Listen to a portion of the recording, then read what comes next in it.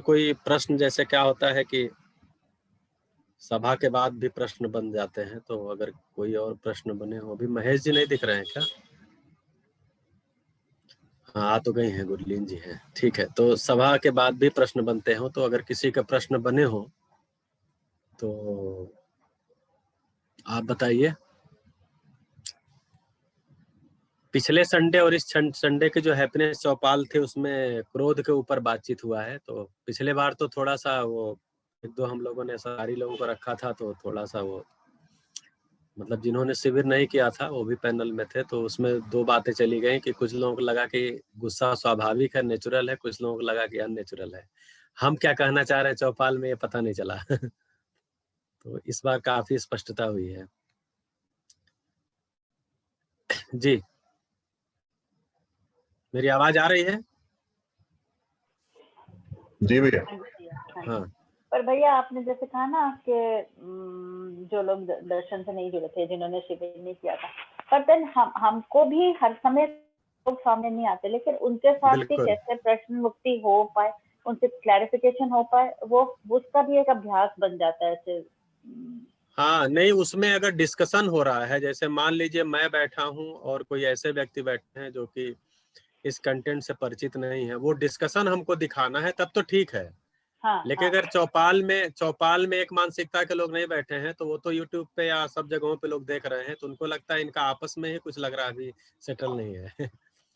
तो हाँ, तो वो जो है इस बार जो है वो काफी अच्छे से हो पाया कि गुस्सा तो नेचुरल नहीं है। नेचुरल होता तो हम उसको बचा के रखना चाहते, बना के रखना चाहते। जी, बताइए और कोई प्रश्न हो तो। कल जितना अध्ययन हुआ था, अध्ययन बिंदु का। भैया ये गुस्से वाली चौपाल का लिंक भेज देंगे थोड़ा सा। गुस्से वाली चौपाल का लिंक। बढ़िया है। गुस्से वाली चौपाल। क्योंकि ये तो सभी की परेशानी है। तो ये कल इतना हुआ था, अस्तित्व दर्शन ये हुआ था, और प्रकृति में संपन्नता हुई थी, अस्तित्व में 4 अवस्थाएं, पदार्थ अवस्था में श्रम, गति व परिणाम, यहाँ तक हुआ था।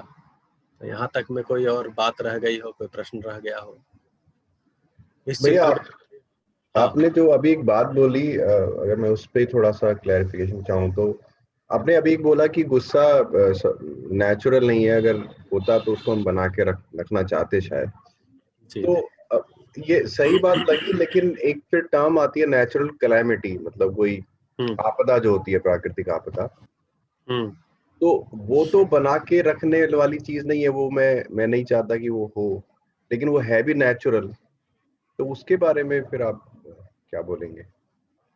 नहीं, तो उसमें हमारी भूमिका नहीं है ना। गुस्सा तो हम ले आते हैं, आ थोड़ी जाता है। ठीक है, तो वो नेचुरल जो आपदा है वो हमारी भूमिका उसमें नहीं है। नेचुरल आपदा आती है और फिर जैसी आती वैसी वो बनी रहती है। वो तो हम उसको ठीक ठाक साफ सुथरा करते हैं अपने लिए, वो तो वैसी बनी ही रहती है। जैसे गुस्सा आप ले आना चाहते हैं कि गुस्सा आ जाता है। ठीक है, मैं तो नहीं गुस्से में चाहता। हाँ, तो ये तो मतलब हमारे अंदर क्या है, भाव है और अभाव है, दो चीजें होती हैं। तो बहुत बार लोग बोल देते हैं गुस्सा भी भाव है, जबकि भाव नहीं है, अभाव है। कोई ना कोई अस्वीकृति है। गुस्सा क्यों आया है? क्योंकि जो घटना, जो व्यवहार है वो आपको स्वीकृत नहीं हो रहा है, उसमें एक आवेश और आप उसे हैंडल नहीं कर पा रहे हैं। जो भी अस्वीकृति की स्थिति उत्पन्न हो गई है उसे आप हैंडल नहीं कर पा रहे हैं, उसमें आपके अंदर एक आवेश आता है, उसको गुस्सा बोलते हैं। ठीक है, इसीलिए बोला मेरी अक्षमता है, मेरे अंदर का एक आवेश है, मुझे कोई चीज अस्वीकार हो रही है, तो ये एक्चुअली अभाव है। मतलब स्नेह नहीं है, विश्वास नहीं है, सम्मान नहीं है, तो क्या है? ये नहीं है तो अभाव है। उस अभाव का में एक अभाव का नाम गुस्सा है। वो भाव नहीं है। आप स्नेह को बनाए रखना चाहते हैं, प्रेम को बनाए रखना चाहते हैं, गुस्से को बनाए रखना नहीं चाहते। हालांकि आगे चल के बहुत सारे लोग इसको जो है बोल देते हैं, देखो जी थोड़ा सा इनसे संभल के रहना, बहुत गुस्से वाले हैं। और जानते नहीं हो मेरा गुस्सा अगर आ गया तो क्या हो जाएगा, तुम मुझे जानते नहीं हो मैं कितना गुस्से वाला हूँ। तो ये सब भी लोग सिंबल बना लेते हैं, तो दया ही आती है उन पे फिर। तो ये अभाव है, भाव नहीं है। ये बात की स्पष्टता अगर हो जाती है तो बहुत सारा हमारा कल्याण हो जाता है, फिर हम उसको हैंडल कर पाते हैं। क्या होता है, गुस्सा आवेश आया, लेकिन उसी आवेश में हम बेहोश भी हो गए, यानी उसी में बहते चले गए। ये हमारी और भी आला दर्जे की अयोग्यता है। कम से कम आवेश को देख तो पाए, देख भी नहीं पाए, बह गए उसमें। तो जैसे आपको मैं कोई बात आपके सामने कोई प्रस्ताव रख रहा हूँ, आप उसको अस्वीकार कर रहे हैं, मैं आपको मनाने की कोशिश कर रहा हूँ, आप मान नहीं रहे हैं, मैं आपको समझाने की कोशिश कर रहा हूँ, आप समझ नहीं रहे हैं। अब इसमें आपका क्या दोष है?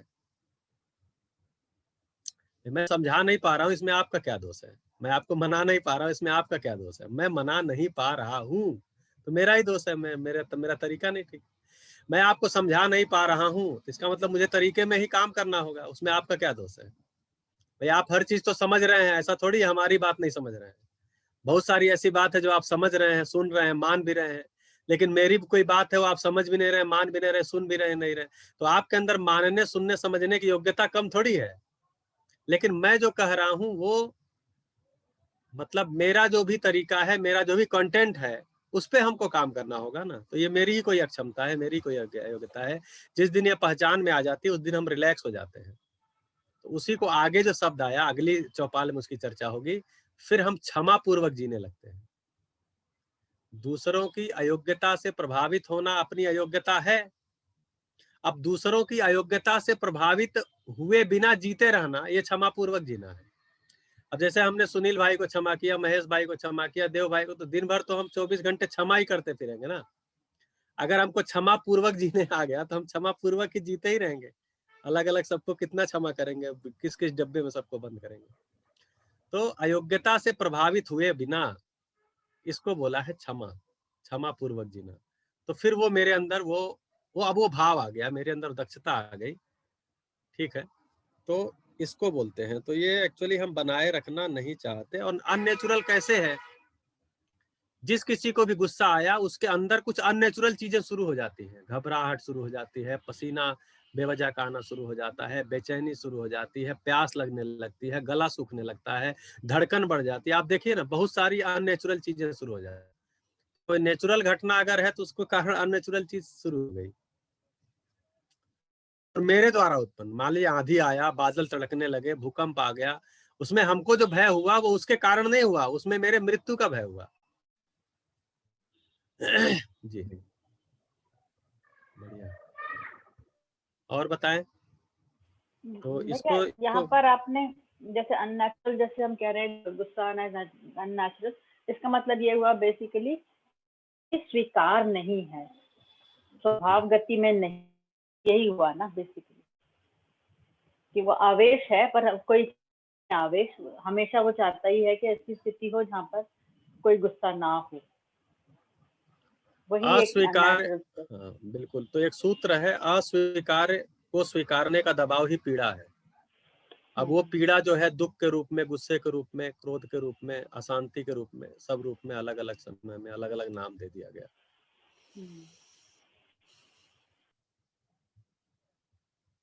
जी, तो अपना जो चल रहा था वो श्रवण भैया था। जी रजत भाई, जैसे कि नमस्कार जी, मैं थोड़ा देर से जुड़ा। जैसे कि गुस्से को हम अननेचुरल बोल रहे हैं, हाँ, ऐसे ही बाकी की फीलिंग्स जो हैं जो वो भी अननेचुरल हैं। कहने का मतलब है कि जब भी मुझे तो ऐसा फील हो रहा है कि कहीं पर कोई एक सॉरी एक स्टेट में है और जहां से हम इन इमोशंस की तरफ जा रहे हैं वो हमारा डिविएशन है वो उस नेचुरल स्टेट से। तो अगर गुस्सा अगर अननेचुरल कैटेगरी में है तो इस तरीके से तो जितने भी इमोशंस हैं वो सारे अननेचुरल हैं या नहीं है? जैसे बाकी जो इमोशंस हैं उसमें हैप्पीनेस हो गया, सैड हो गया, डिस्गस्ट हो गया, सरप्राइज हो गया, ये बेसिक 6 इमोशंस हैं हमारे ह्यूमंस में। तो हैप्पीनेस तो हम चाहते हैं ना, स्वीकार है हमको। चाहते हैं, लेकिन जिस हिसाब से मतलब वो बात आपकी सही है कि हम चाहते हैं, क्योंकि हमें उससे पॉजिटिव मतलब वो हमारे भले के लिए है अगर हम हैप्पीनेस में रहते हैं। बट क्या जिस तर्क से हम एंगर को अननेचुरल स्टेज की तरफ ले जा रहे हैं, उसी तर्क से हैप्पीनेस भी फिर अननेचुरल की तरफ जा रहा है। हाँ, तो हैप्पीनेस तो मेरे अंदर नेचुरल चाह है ना, सुख की चाह।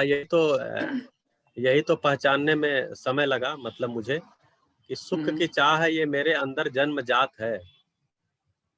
तो अब ये नेचुरल ही है, इसकी चाह मेरे में जन्मजात है। या इसके बिना नेचुरल मैं रह स्टेज नहीं ऐसी सकता। है, या नेचुरल स्टेज ऐसी है जहां पर कि किसी भी फीलिंग की जरूरत नहीं है, मतलब there is something as a starting point, and whenever we are going towards happiness और towards anger, these are all unnatural, मतलब और दे आर ऑल टेम्पररी और क्षणिक हैं ये जी सारे। जी। तो उसी इसको को ऐसे जब समझ। हाँ, तो जब वही निरंतर स्थिति आ जाती है, जिसको बोला कि समाधान संपन्नता की जो स्थिति आ जाती है, उसी को बोला कि वो बिल्कुल ही शांत लहर, जैसे लहर चल रही है, शांत हो जाना, वो शांत स्थिति है, उसको पाना चाहते हैं। वो एक्चुअली निरंतर सुख की ही स्थिति है, क्योंकि मैं समाधान की स्थिति में ही ऐसी स्थिति में आ सकता हूँ, जिसको समता बोला है। गीता में विपස්සना आप करते हैं, उसमें भी समता का अभ्यास करते हैं। तो जब समता में स्थित होना, उसको यही बोलते। ओके।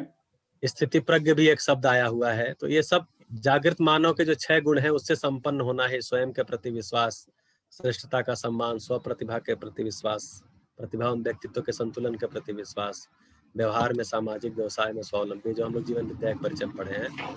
ये ही उसको, जिसको आप कह रहे हैं, वो वही स्थिति है, वो निरंतर सुख की स्थिति है। जी भैया। आवेश आए हैं, जीवन विद्या के वांग्मय में भी लिखा है, काम, क्रोध, लोभ, मोह, मद, मात्सर, ये 6 आवेश बताए गए हैं। आवेश का मतलब ये है जो स्वभाव नहीं है, उसको आवेश बोलते हैं। ये अपने भारतीय हिंदू वांग्मय में भी बताए गए हैं कि 6 आवेश हैं, काम, क्रोध, लोभ, मोह, मद, मात्सर्य। ठीक है, तो वहां भी इसको लिखा है स्वभाव नहीं है।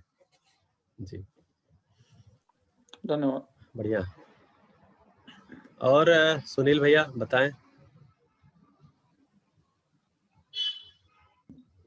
बढ़िया भी, आगे पठन शुरू करते हैं। जी, तो ये वाला जो हाँ, ये हो गया था यहाँ तक। तो यहाँ तक में कोई प्रश्न हो तो उसको लिया जाए, अन्यथा आगे बढ़ा जाए। आगे बढ़े 5वें से, कोई पढ़ेंगे?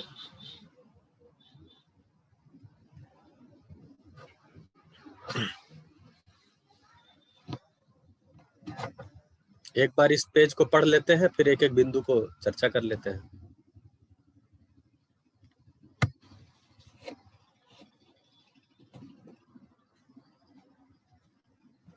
मैं पढ़ देता हूँ भैया। जी।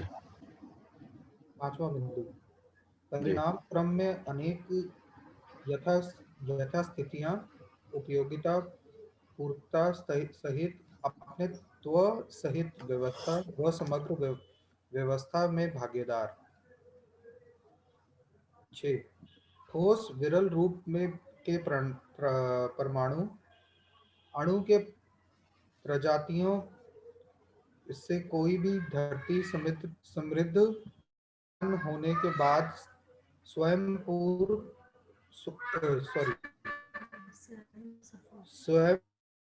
विधि से यौगिक क्रिया में प्रवृत्ति फलस्वरूप रसायन, संसार, जल, क्षार, अम्ल, रचना तत्व, पुष्टि तत्व का बनना, इसका कारण सह अस्तित्व नित्य प्रभावी। 7वां, इन चारों प्रकार के पदार्थ तत्व से संपन्न होकर धरती पर प्राणावस्था का उद्भव होना, यह वृक्ष विधि द्वारा आवर्तनशील परंपरा है। यही प्राण पद चक्र है। 8वां, प्राणावस्था तृप्त होने के उपरांत प्राणावस्था के अवशेषों से स्वेदज संसार की निष्पत्ति प्रकटन। 9वां परमाणु में विकास, गठन पूर्ण परमाणु बराबर जीवन चैतन्य पद में। 10वां स्वेदज संसार से अखंड संसार का प्रकट होना। अंडज अंडज संसार में गुणात्मक परिवर्तन विधि से अनेक प्रजातियों का प्रकटन होना। यह भी उपयोगिता विधि पूर्णता विधि से सह अस्तित्व को प्रमाणित करते हुए स्पष्ट।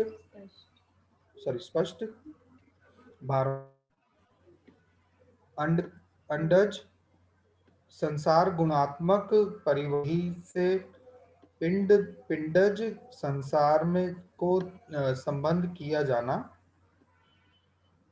13वां अंडज संसार से भूचर, नभचर, जलचर तीनों प्रकार हुए। पिंडज संसार तीनों सार्वधिक है। प्रत्येक परंपरा का सह अस्तित्व विधि पूरकता उपयोगिता विधि से प्रकट होना। 14वां पिंडज संसार में रचनाएं श्रेष्ठता की ओर गुणात्मक परिवर्तन से अनेक परंपराओं स्थापित हुई। उनमें से एक परंपरा है मानव शरीर। 15वां मानव शरीर और जीवन के संयुक्त रूप में है। शरीर के साथ परस्पर पहचानने के क्रम में नस्ल रंग के आधार पर अनेक प्रजाति मान लिए हैं कि मानव शरीर की प्रजाति का रहता है। मानव जाति एक है। इस तथ्य में 20वीं शताब्दी के बाद की मनुष्य पहचानने योग्य है हुआ। इस प्रमाण अस्तित्व मूलक मानव केंद्रित चिंतन ज्ञान मध्यस्थ दर्शन सह अस्तित्ववाद विधि से स्पष्ट हुआ। जी भैया जी। तो ये जो पीछे है इसी के क्रम में चल रहे हैं। पदार्थावस्था में श्रम गति परिणाम, प्राणावस्था में स्पंदन सहित श्रम गति परिणाम। तो जो हर पदार्थावस्था में श्रम है गति है और कोई परिणाम आता है, प्राणावस्था में स्पंदन सहित श्रम गति परिणाम आता है। इसी को आगे आएंगे तो परिणाम में क्या क्या आता है। तो परिणाम क्रम में अनेक यथा स्थितियां उपयोगिता पूरकता सहित अपने त्व सहित व्यवस्था व समग्र व्यवस्था में भागीदार ऐसा देखने को मिला। जैसे ठोस विरल रूप में परमाणु के कई प्रजातियों से कोई भी धरती समृद्ध संपन्न होने के बाद, कोई भी धरती पर दो ही तरह की पहले चीजें होती हैं, ठोस होता है और गैस होता है। विरल मतलब गैस वाली चीजें होती हैं, गैसियस स्टेट की होती हैं और ठोस होती हैं। यह संपन्न होने के बाद स्वयं स्फूर्त विधि से यौगिक क्रिया में प्रवृत्ति, यौगिक क्रिया बनती है। उसके फल स्वरूप रसायन संसार, जैसे बोला कि पहला रसायन पानी बना, जल क्षार अम्ल रचना तत्व पुष्टि तत्व का बनना, ऐसा होता है। कम से कम इस धरती पर तो हमने देखा ही है, बाकी धरती का तो हम देखे नहीं। तो रचना तत्व पुष्टि तत्व तो जल जब बना तो उसके बाद क्षार अम्ल बना और क्षार अम्ल के कारण फिर रचना तत्व यानी जिसको हम बोलते हैं डीएनए आरएनए, और पुष्टि तत्व यानी जो प्रोटीन है वो बनते हैं। इसका कारण क्या है। तो सह अस्तित्व नित्य प्रभावी है। व्यापक में संपृक्त इकाइयां और इकाइयों की परस्परता, इकाइयों की परस्परता में सारा का सारा धरती पर विकास यौगिक के रूप में, उससे जल अम्ल क्षार और रचना तत्व पुष्टि तत्व ये बनना, ये देखने को मिला। अब जब ये चारों प्रकार के पदार्थ तत्व से संपन्न होकर धरती पर प्राणावस्था का उद्भव हुआ, यानी पदार्थ है, ठीक है, वो क्या क्या चीज है, ठोस विरल तरल और फिर रचना तत्व पुष्टि तत्व। तो जो ठोस है विरल है और तरल है और फिर रचना तत्व और पुष्टि तत्व है, तो ये जो सब है ये मिल करके धरती पर प्राणावस्था का उद्भव होता है। फिर पेड़ पौधों का। यह अवस्था बीज वृक्ष विधि द्वारा आवर्तनशील परंपरा है। ये प्राणावस्था की जब भी कोई इकाई बनी होगी तो वो तब तक उस पर शोध हुआ जब तक कि उससे बीज वृक्ष परंपरा नहीं हो गई, यानी बीज मल्टीप्लाई होके फिर पौधे बनने नहीं लगे, तब तक एक शोध चला। जब एक वृक्ष की परंपरा शुरू हो गई तो रासायनिक उर्मिवश अगले वृक्ष की परंपरा, फिर अगले की परंपरा, अगले पौधे की, ऐसे करके धरती पे प्राणावस्था की अनेक प्रजातियां देखने को मिल रही हैं। तो ये जो बीज वृक्ष विधि है आवर्तनशील है, प्राण पद चक्र बोल रहे हैं। प्राण पद चक्र का मतलब होता है कि पदार्थ अवस्था विकसित होकर प्राण अवस्था, और प्राण अवस्था जो है वो विरचित होकर के पदार्थ अवस्था। जैसे बीज से विकसित होकर के वृक्ष, और वृक्ष से बीज, तो बीज भी पदार्थ अवस्था है, और वृक्ष स्वयं भी जब विरचित हो जाता है तो सड़ गल के फिर पदार्थ अवस्था। अब प्राणावस्था तृप्त होने के उपरांत प्राणावस्था के अवशेषों से स्वेदस संसार के निष्पत्ति। तो जो प्राणावस्था के अवशेष हैं, यानी उनका जो तना है, फल है, फूल है, पत्तियां हैं, इनके जो गिरने से, इनके और जो नमी के प्रभाव में, पानी के प्रभाव में जो एक सड़न गलन सा हुआ, उसमें फिर स्वेदत संसार की उत्पत्ति। नमी, स्वेद माने पसीना होता है, तो पसीना से तात्पर्य, स्वेदत से तात्पर्य यहाँ नमी से प्रकट होना है। जैसे बहुत सारी चीजें हमारे घरों में भी देखेंगे कि उसका कोई बाहर से कोई आया नहीं है, चींटियां पैदा हो गई, सर में जू पैदा हो गया, पानी अभी डेंगू का अभियान चला था कि घर में पानी इकट्ठा होने ना दें। तो ये जो पानी और सूरज के रोशनी के ताप के प्रभाव में बहुत सी चीजें उत्पन्न हो जाती हैं, इसको स्वेदत संसार बोलते हैं। तो स्वेदत संसार ऐसे निष्पत्ति के रूप में, प्रकटन के रूप में दिखता है। और उसके साथ ही परमाणु में जो विकास है, जिसको आदरणीय नागराज जी ने देखा था कि परमाणु दो तरह के दिखे, गठनशील और गठनपूर्ण। गठनशील परमाणु की जो टेंडेंसी है वो गठनपूर्णता की तरफ दिखी, यानी वो अपने जो मात्रा है उसकी तृप्ति चाहते हैं, उसी के लिए वो लेन देन करते हैं, आदान प्रदान करते हैं, उसी लिए अणु रचना करते हैं, उसी लिए यौगिक रचना करते हैं। इसका ये मतलब है कि उनकी भी पूर्णता की तरफ जो एक टेंडेंसी है, और गठनपूर्ण भी देखा। तो ऐसा ही अनुमान, जैसे हम लोगों ने पूछा क्या आपने गठनशील से गठनपूर्ण होते हुए देखा, तो बोले होते हुए नहीं देखा, दोनों देखा, और जो गठनशील है उसकी टेंडेंसी गठनपूर्णता की देखा।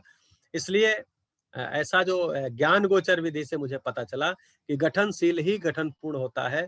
तो परमाणु में विकास यानी गठनपूर्ण परमाणु होता है, जो कि जीवन के रूप में हम लोग जान रहे हैं, चैतन्य पद में उसको हम लोग गिनते हैं।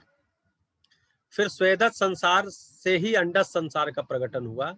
फिर उसी में कुछ प्रजातियां ऐसी आई जो अंडा विधि से फिर अपने वंश वृद्धि को देखते हुए मिली, और अंडज संसार में गुणात्मक परिवर्तन विधि से अनेक प्रजातियों का प्रकटन हुआ। अंडज संसार में ही, जैसे गुणात्मक मतलब यह होता है कि अब उसमें बाहर से कुछ नहीं, अंदर ही गुणात्मक परिवर्तन होते होते उसमें बहुत सारी प्रजातियां देखने को मिली। और ऐसा ही गुणात्मक परिवर्तन होते हुए फिर पिंडज संसार। अंडज का मतलब जो अंडे से पैदा होते हैं, पिंडज का मतलब जो सीधे ही जो शरीर पैदा होते हैं जीव जंतुओं से, जैसे मानव का शरीर भी, तो उसको पिंडज संसार बोलते हैं।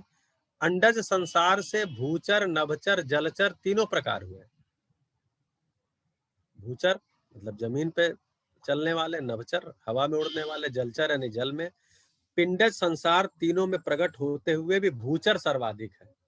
तो जो अंडज संसार है उसमें हमको तीनों प्रकार के दिखेंगे, लेकिन जो पिंडज संसार है वो ज्यादातर भूचर ही मिलेंगे, नभचर और जलचर बहुत कम है, लगभग मतलब बहुत ही गिनती में, बहुत ही नेग्लिजिबल बिल्कुल है। तो पिंडज जो है वो मैक्सिमम भूचर ही है। प्रत्येक परंपरा का सह अस्तित्व विधि से प्रकट होना, ऐसा देखा गया। अब ये पूरा का पूरा अस्तित्व में विकास क्रम चल रहा है, कैसे विकास क्रम कैसा देखा है, कैसा समझा है, उसकी बात हो रही है।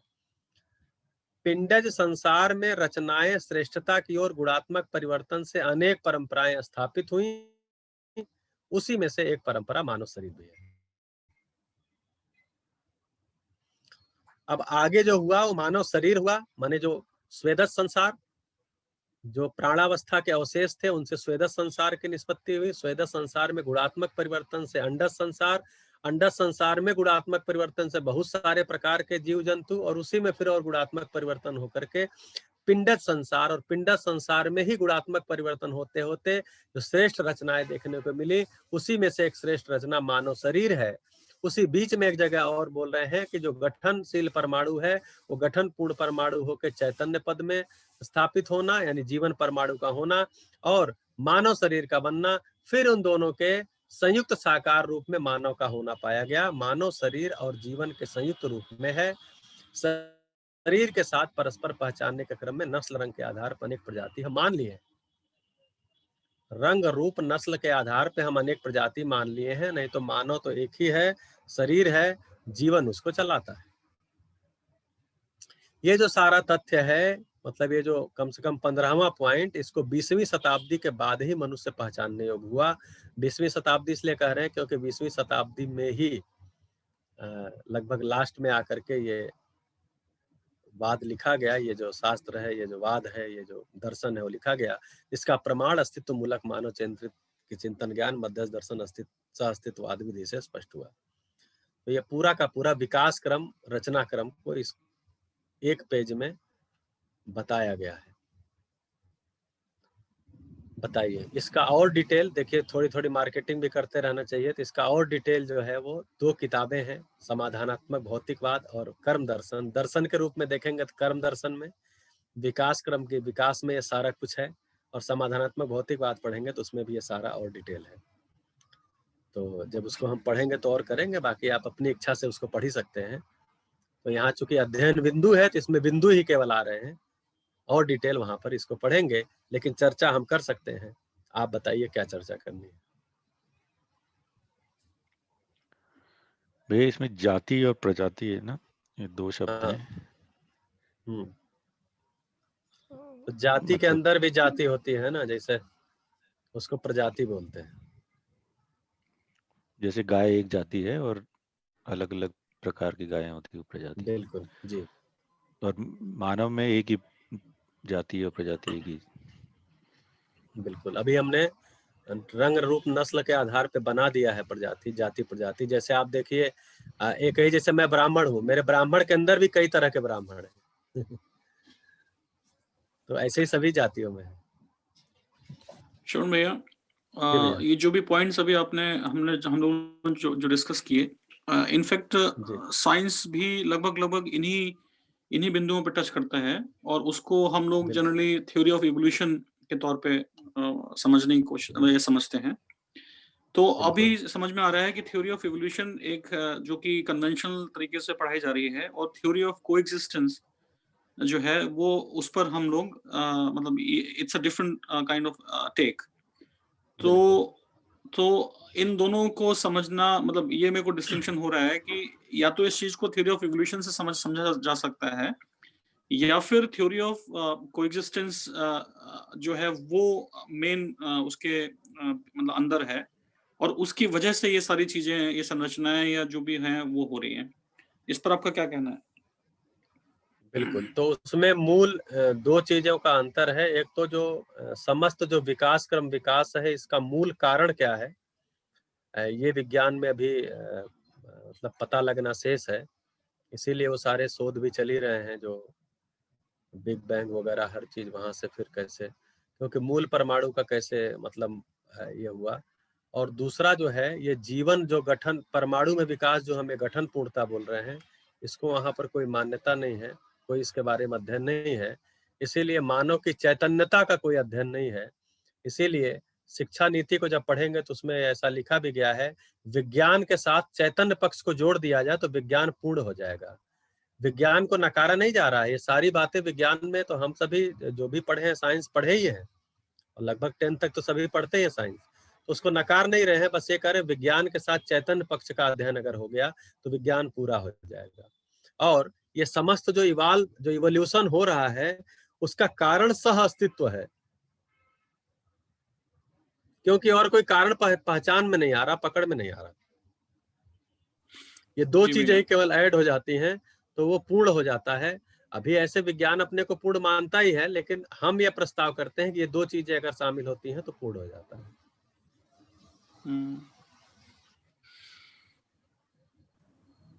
अब जैसे ये बात तो विज्ञान भी स्वीकारता है कि जो गड्ढे में पानी भरा रहा लाखों साल तक, तो पानी और गड्ढे के दीवालों के बीच में और हवा, ये सब के साथ जो आपस में एक क्रिया हुआ, उसके कारण एक कोशिका बन गई, एल्गी बन गई, मोनोसेलुलर जिसको बोलते हैं, एल्गी बन गई। लेकिन वो जो हवा है, मिट्टी है, वो जो परमाणु से बना है, उस परमाणु में जो क्रिया चल रही है, उस क्रिया के लिए जो बल संपन्नता है वो कहाँ से है? आई थिंक सही, आप सही, मतलब जब मैं इसको समझ पा रहा हूँ और आज मुझे काफी क्लियर डिस्टिंक्शन हो रहा है कि साइंस जो है वो थ्योरी ऑफ इवोल्यूशन तक तो ही की बात कर रहा है, बिल्कुल। लेकिन वो रीजन क्या है उसके बैकग्राउंड में आई थिंक वो पकड़ में आ रहा है कि कोएग्जिस्टेंस, इसकी बात साइंस में नहीं है अभी तक। बिल्कुल। तो शरीर तक जो बनने की बात है वो साइंस में बहुत खूबसूरती से सारा अध्ययन है, सारा कुछ जुगाड़ है। शरीर को चीर फाड़ के अध्ययन का भी जुगाड़ है, इसीलिए हम स्वास्थ्य के क्षेत्र में इतनी प्रगति भी कर पाए हैं। शरीर के स्वास्थ्य के क्षेत्र में प्रगति कर पाए हैं, लेकिन मन के स्वास्थ्य के क्षेत्र में प्रगति नहीं कर पाए हैं, क्योंकि उसका अध्ययन नहीं है। इसीलिए बोलते हैं फिर योग में जाओ, ध्यान करो, मेडिटेशन करो, मतलब डॉक्टर भी बोलते हैं थोड़ा ध्यान लगाया करो, थोड़ा योग किया करो।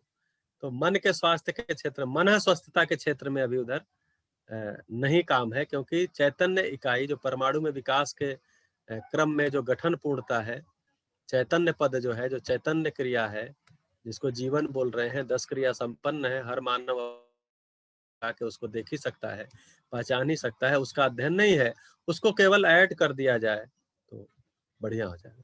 पर भैया ये 9वें पॉइंट पे आ रहा है, मतलब उसके बाद अनंत संसार है, मतलब वो क्रम में हम कह रहे हैं।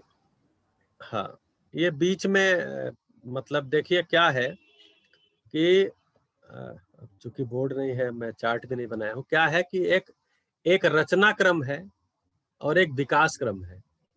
तो रचना क्रम में देखेंगे तो सारी रचनाएं गठनशील परमाणु में ही है। ये सारा जो स्वेदत संसार, मतलब पदार्थ में भी अनेक प्रकार के पदार्थ, मतलब परमाणु देखेंगे तो कितने प्रकार के, 120 प्रकार के लगभग, और उन 120 प्रकार के जो संगठन विघटन से अनेक प्रकार के ग्रह, गोल, नक्षत्र, पिंड सब, ठीक है। फिर उसमें जो है तरल विरल, जिसको ठोस तरल विरल जो बोल रहे हैं, उसके बाद जो है वो कोशिका का निर्माण, कोशिकाओं के निर्माण से फिर पूरा का पूरा वनस्पति जगत, इतनी सारी प्रजातियां, ये सब रचना क्रम है। उसमें आगे देखते हैं तो फिर स्वेदत संसार, स्वेदत संसार से अंडज, पिंडज, इस तरह से जीवों की इतनी सारी रचनाएं, और मानव शरीर। अब मानव शरीर में भी सबसे उच्च कोटि की रचना मानव मस्तिष्क, सबसे जो उच्च कोटि की रचना है, सबसे कॉम्प्लिकेटेड जो सेलुलर स्ट्रक्चर है वो ह्यूमन ब्रेन है, जिसको हम पूर्ण समृद्ध मस्तिष्क बोलते हैं, जिसको जीवन चला सकता है, उसके पहले जीवन चला नहीं सकता उसके पहले के शरीर को। तो ये पूरा रचना क्रम है। अब ये रचना क्रम एक तरफ दिख रहा है, दूसरी तरफ दिख रहा है कि गठनशील परमाणु गठन पूर्ण भी हो रहा है, अर्थात चैतन्य पद में जा रहा है, जीवन भी उपलब्ध है। अब एक तरफ तो रचना क्रम में होते होते होते उच्च कोटि की रचना मानव शरीर, और उसमें उच्च कोटि की रचना ह्यूमन ब्रेन, फिर ह्यूमन को चलाने वाला गठनशील से गठन पूर्ण चैतन्य परमाणु, अब शरीर और जीवन का सहअस्तित्व।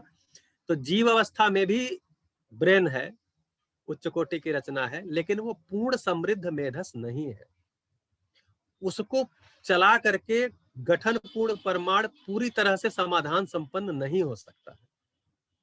इसीलिए उसके आगे की रचना दिख रही है मानव शरीर के रूप में। मानव शरीर के से आगे की रचना अभी तक, आज जो है 21 नवंबर 2020 तक, अभी तक उससे आगे की रचना तो नहीं दिखी है, कम से कम पता नहीं चली है। और उधर गठनशील से गठन पूर्ण हुआ है जीवन। अब जीवन इस पूर्ण समृद्ध मेधस को चला सकता है, और चूंकि शरीर की रचना भी ऐसी है कि इसमें कर्म स्वतंत्रता है, तो चूंकि जीवन में कल्पनाशीलता है और कर्म स्वतंत्रता भी है, लेकिन कर्म स्वतंत्रता के लिए शरीर जो सबसे एफिशिएंट है वो मानव शरीर है। इस रूप में दिखता है कि जो गठनशील से गठन पूर्ण जो हुआ है, वो जो समाधान संपन्न, जागृति पूर्ण होना उसमें एक नेचुरली दिखता है, उसके लिए शरीर बढ़िया दिखता है, इस शरीर को चला के हो सकता है। तो ये रचना क्रम पूरा दिखता है, और गठनशील से गठन पूर्ण जो हुआ है उसके क्रम में सेट हो जाती है, बहुत रिलैक्स हो जाते हैं। तो ये क्रम का हिस्सा नहीं हुआ इसका मतलब, क्योंकि जीवन तो फिर है ही पर वो हाँ, क्योंकि फिर वो हाँ, वो बीच राइट उनको एक बिल्कुल तरीके से मिली जहाँ पर वो अपने आप को प्रमाणित कर सकता है जीवन, तो फिर वो एग्जिस्टेंस मतलब दिखने के रूप में आ रहा है।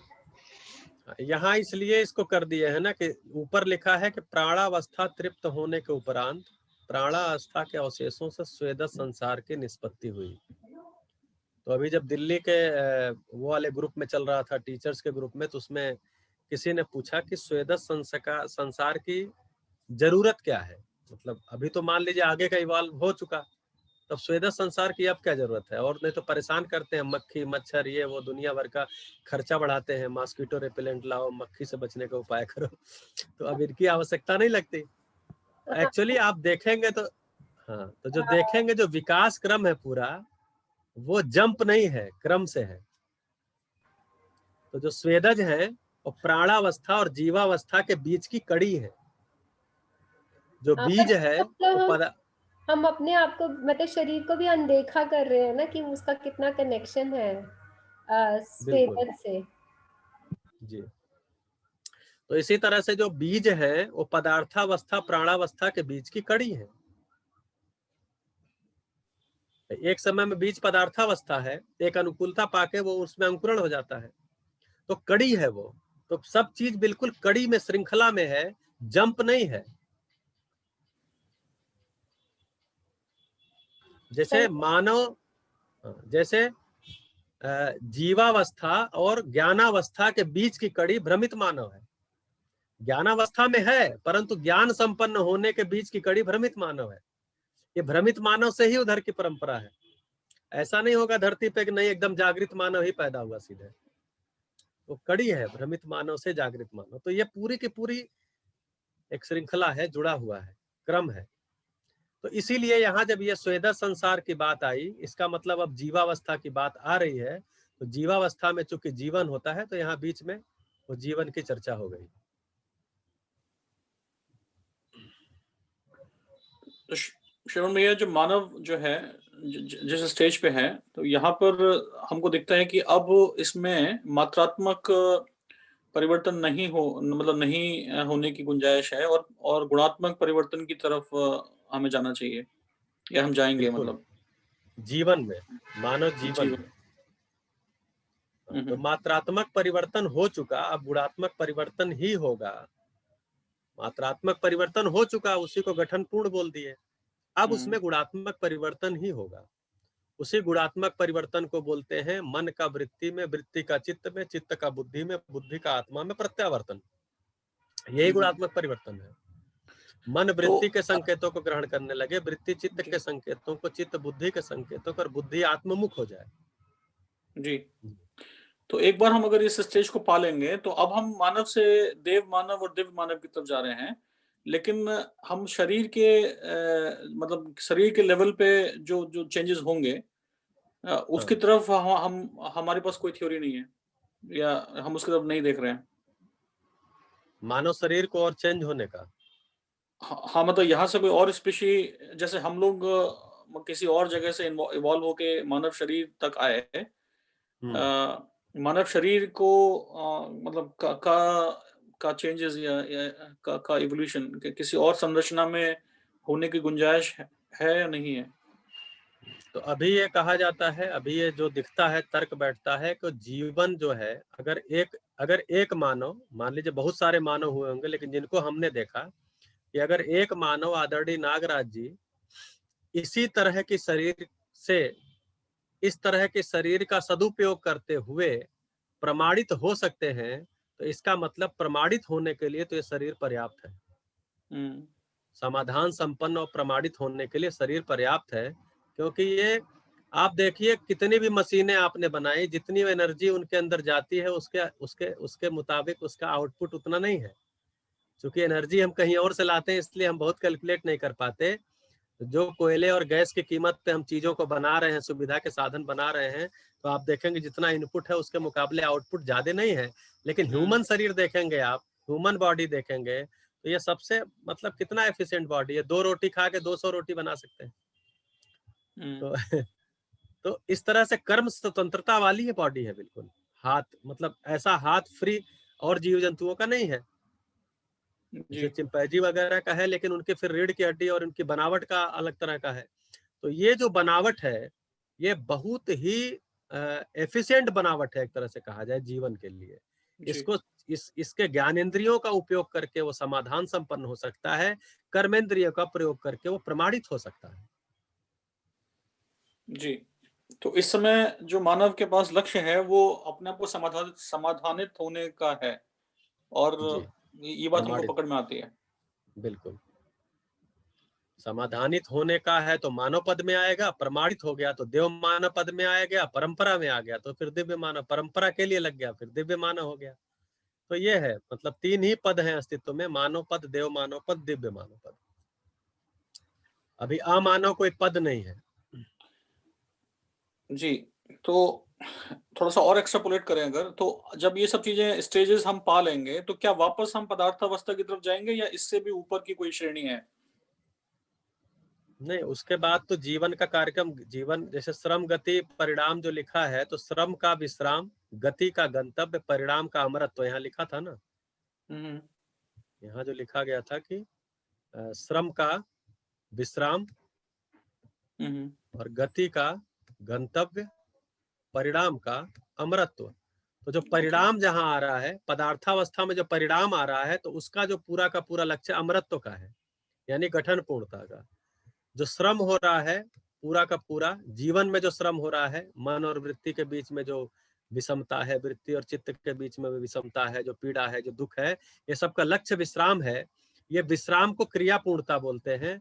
और गति जो है सारी, जो जीवन के अंदर जो गति चल रही है, वो गंतव्य तक जाने के लिए, जिसको आचरण पूर्णता कह रहे हैं, दिव्य पद कह रहे हैं, फिर परंपरा में हो गया, फिर वो मतलब वो पूरा का पूरा जो गति जो है अपने गंतव्य को पा गई ना, फिर उसके आगे का कार्यक्रम नहीं है।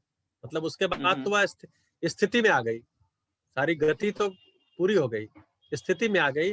अब क्या है, जब तक हम भ्रमित हैं तब तक शरीर चलाना हमारी बाध्यता है, क्योंकि शरीर के द्वारा ही, पहले तो भ्रमित अवस्था में शरीर इसलिए बाध्यता है क्योंकि आहार निद्रा भय मैथुन को हमने विषय माना हुआ है, उसके लिए शरीर जरूरी है, इसलिए हमको भाग भाग के शरीर चलाना ही है।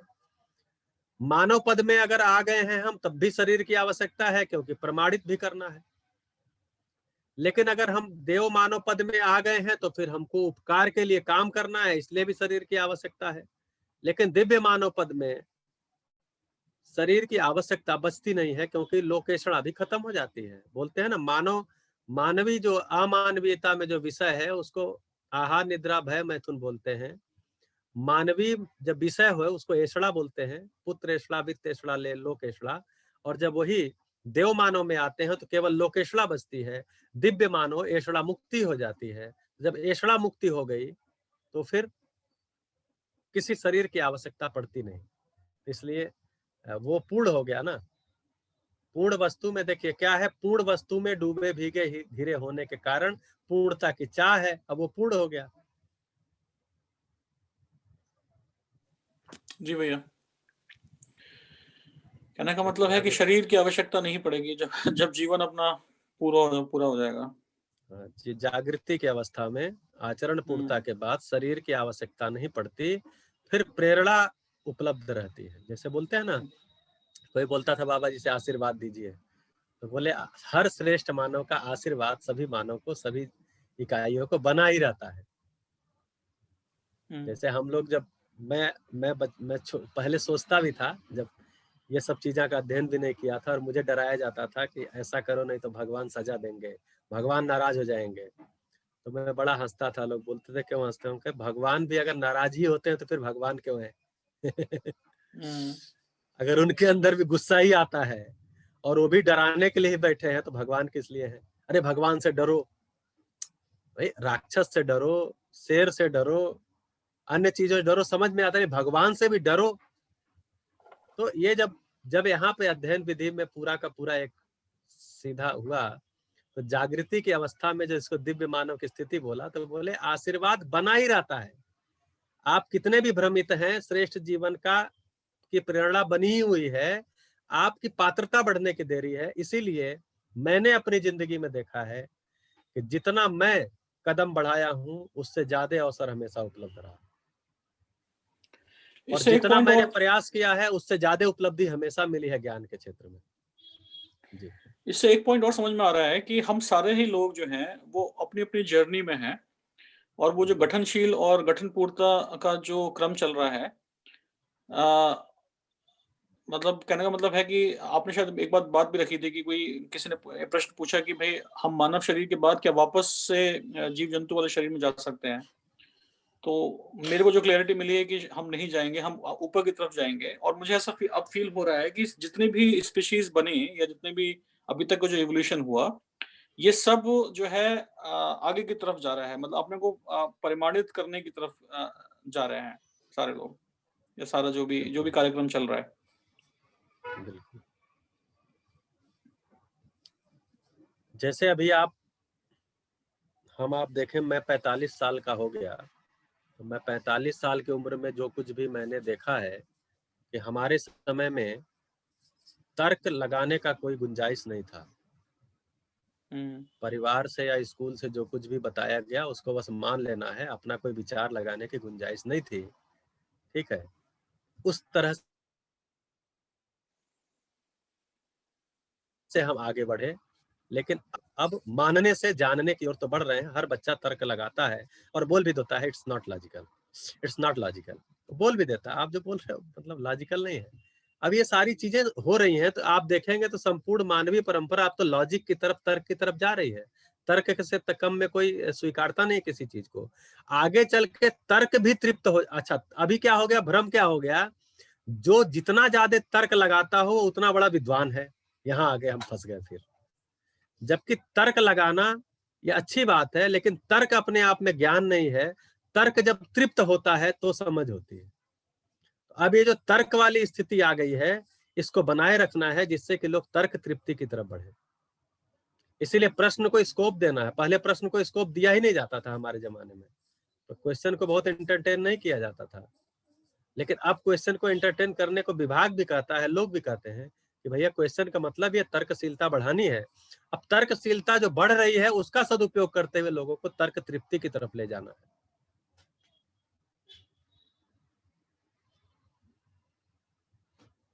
जी भैया। बताएं, अभी तो हमारा रजत भाई का संवाद चला, और कोई?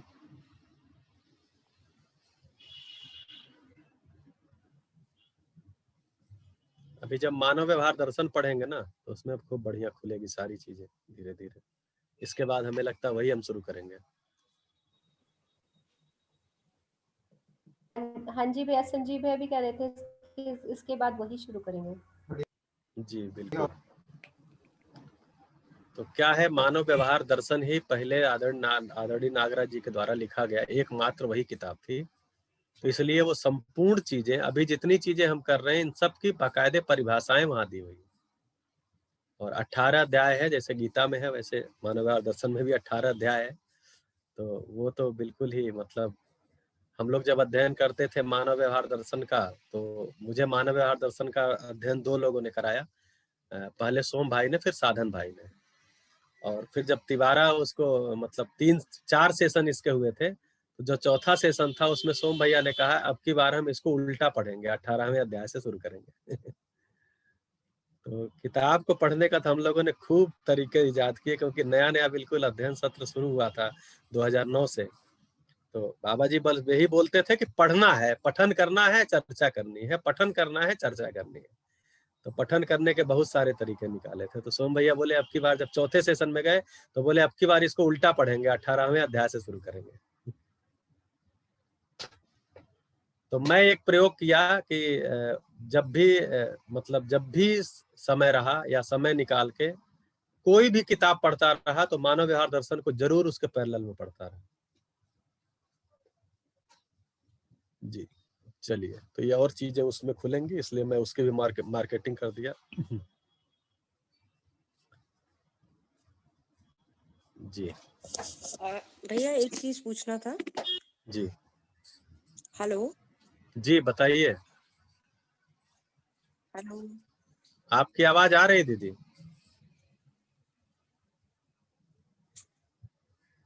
शालिनी दीदी आपकी आवाज आ रही है? जी शालिनी दीदी आपकी आवाज आ रही है। उनका शायद नेटवर्क चला गया होगा। शालिनी दीदी मेरी आवाज आप तक आ रही है? आपने हैंड रेज किया हुआ है। हाँ भैया मुझे ये, हाँ जी भैया मुझे ये, हाँ भैया मुझे ये, ठीक है भैया मुझे ये पूछना था कि ये जो चैतन्य इकाई है ये तो पहले से मौजूद रहती है ना, क्योंकि जो पदार्थ अवस्था है वो दूसरे को पहचान। हाँ जी भैया, मैं ये पूछ रही थी कि चैतन्य इकाई तो पहले से ही रहती है और पदार्थ अवस्था में भी रहती है, क्योंकि पदार्थ अवस्था भी एक दूसरे को तो पहचानती है ना। नहीं, वो पहचानना निर्वाह करना उसमें क्रिया है, वो चैतन्य के कारण नहीं है। चैतन्य का मतलब है सोचने विचारने का क्रिया, जानने मानने की क्रिया को चैतन्य इकाई बोलते हैं। पहचानना निर्वाह करना ये जड़ इकाई में होता है। यहाँ लिखा हुआ है, ये जो यहाँ पर जो, हाँ ये है ना, तो यहाँ पर लिखा हुआ है कि उसको अपन चैतन्य इकाई नहीं कहेंगे, है ना। हाँ, यहाँ पर जो है पहचानना निर्वाह करना केवल होता है। और जो, अच्छा इसमें आगे आएगा, ठीक है। तो जड़ प्रकृति में पहचानना निर्वाह करना होता है केवल। चैतन्य प्रकृति में जो है वो जानना और मानना भी जुड़ जाता है। तो जानने मानने की क्रिया जहाँ होती है उसको चैतन्य इकाई बोलते हैं। ठीक है, थैंक यू भैया। जैसे परमाणु, मतलब परमाणु को पहचानता है, उससे कोई मिलके कोई यौगिक बनाता है, उससे मिलके कोई मॉलिक्यूल बनाता है, तो वहां चैतन्य की भूमिका नहीं है, उसको चुंबकीयता बोलते हैं। उसको और आगे और भी दर्शन में पढ़ेंगे जी। और आगे बढ़ा जाए जी भैया। तो आगे जो हम लोगों ने जीवन क्रिया का एक सेशन किया था, तो ये जो ये पेज है, पेज नंबर 19, इस पे जीवन क्रिया की बात की गई है। फिर जो अगला जो आएगा पेज नंबर 20, वहां मानवीय आचरण शुरू होगा। तो वहां से पॉइंट्स फिर शुरू होंगे। हम लोग 15 नंबर तक यहाँ अध्ययन किए हैं। अब 16 नंबर का जो अध्ययन है 20 पेज से होगा, लेकिन उसके बीच में जीवन, एक्चुअली ज्ञान जो है ना, उसको आप देखेंगे तो ज्ञान को 3 पार्ट में देखते हैं यहाँ पे। अस्तित्व दर्शन ज्ञान, तो अभी जो पूरा हमने किया ये क्या था? अस्तित्व दर्शन ज्ञान, अस्तित्व दर्शन। दूसरा जो है वो जीवन ज्ञान होता है, और तीसरा जो है वो मानवीयतापूर्ण आचरण, जिसको हम यहाँ शुरू करने जा रहे हैं, मानवीय आचरण। तो पूरा का पूरा अध्ययन बिंदु 3 ज्ञान और उसके बाद परिवार मूलक स्वराज्य व्यवस्था फिर आ जाता है। तो व्यवस्था की तरफ फिर इसकी बात करने लगते हैं, यहाँ आएंगे जब ये 10 सोपानी व्यवस्था। तो इसी में पूरा 44 बिंदु है, इसमें 38 तक तो बिंदु है, फिर 39वें में ABCD करके कुल 44 बिंदु हैं। तो हम लोग जीवन ज्ञान तक आ चुके हैं। तो यही पूरा का पूरा कंटेंट है मध्यस्थ दर्शन का, कि मतलब आप देखेंगे तो समाधान बराबर सुख। समाधान कैसे होगा? तो समझ से। समझ क्या चीज है? तो समझ जो है वो क्या, क्यों, कैसे का उत्तर ही समझ है। तो क्या जो है वो ज्ञान है, क्यों जो है वो प्रयोजन है, कैसे जो है वो विज्ञान है। यानी क्यों को विवेक बोलते हैं। तो अभी हम ज्ञान वाले पार्ट को देख रहे हैं कि अस्तित्व दर्शन ज्ञान, अब जीवन ज्ञान, उसके बाद मानवीयतापूर्ण आचरण ज्ञान। तो जीवन ज्ञान को हम लोगों ने पहले चर्चा किया हुआ है कि 10 क्रिया संपन्न जीवन है।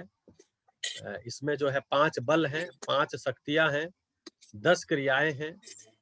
ये 10 क्रियाओं में आपसी तालमेल को ही क्रिया पूर्णता बोलते हैं। 10 क्रियाओं के तालमेल, 10 क्रियाओं का हार्मनी में हो जाना, यही क्रिया पूर्णता है। इसका जब प्रमाण आता है तो उसको फिर जीना बोलते हैं। तो इधर को प्रत्यावर्तन बोलते हैं, यानी मन का वृत्ति में प्रत्यावर्तन, वृत्ति का चित्त में, चित्त का बुद्धि में, बुद्धि का आत्मा में प्रत्यावर्तन। फिर जो आत्मा में अनुभव से जो प्रमाण आता है, तो फिर जब हम जीने जाते हैं तो परावर्तन होता है। जो कुछ हमने समझा है वो रिफ्लेक्ट होता है। फिर वो प्रमाण जो है रितंभरा के रूप में, रितंभरा इच्छा के रूप में, विचार के रूप में, आशा के रूप में फिर जीने में आता है। तो ये पूरा जीवन क्रिया पहले भी हुई है। आपका इसमें और कोई प्रश्न हो तो ले सकते हैं। बताइए।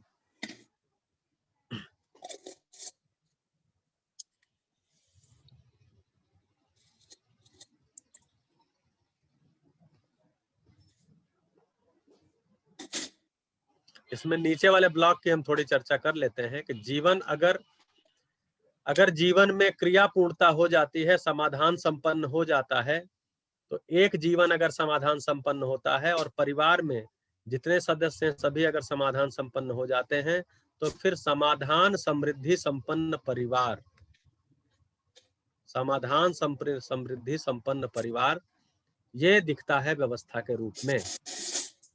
तो परिवार के प्रत्येक सदस्य का समाधान संपन्न होना, जिसके परिणाम में परिवार का समृद्धि संपन्न होना, क्योंकि बिना समाधान के समृद्धि आती नहीं। समृद्धि भी एक मानसिक स्थिति है, बिना समाधान के आती नहीं, बिना समझ के आती नहीं। तो परिवार में प्रत्येक सदस्य का समाधान संपन्न होने से परिवार में समृद्धि आती है। एक सदस्य के समाधान संपन्न होने से उस व्यक्ति के अंदर तो समृद्धि के भाव के साथ आ सकता है, परिवार में समृद्धि की स्थिति नहीं आती। अगर समाधान समृद्धि संपन्न परिवार हुआ तो फलतः सार्वभौम व्यवस्था में भागीदारी होगा। अगर मैं समाधान संपन्न नहीं हूं, मैं परिवार में समृद्धि पूर्वक नहीं जी रहा हूं, तो मैं व्यवस्था में भागीदारी कैसे करूंगा? फिर मैं अभाव के साथ क्या भागीदारी करूंगा? मैं अभाव के साथ भागीदारी कर ही नहीं सकता ना। बिना समृद्धि हुए, बिना समाधान हुए मैं भागीदारी कर नहीं सकता समाज में। इसीलिए जो हम अव्यवस्था की बात करते हैं, अरे देखो जी ये नेता लोग जो है ये बड़े भ्रष्ट हैं और ये है वो है, और नेता ऐसा कर रहे हैं, और डॉक्टर देखो ऐसा कर दिया, ये देखो हॉस्पिटल में लूट लिया, और व्यापारी ऐसा कर दिया। ये सारा चीज क्या है? ये सारा व्यापार, चिकित्सा, इंजीनियर, नेता, मतलब राजनीति, ये सब भागीदारी है। किसमें? व्यवस्था में।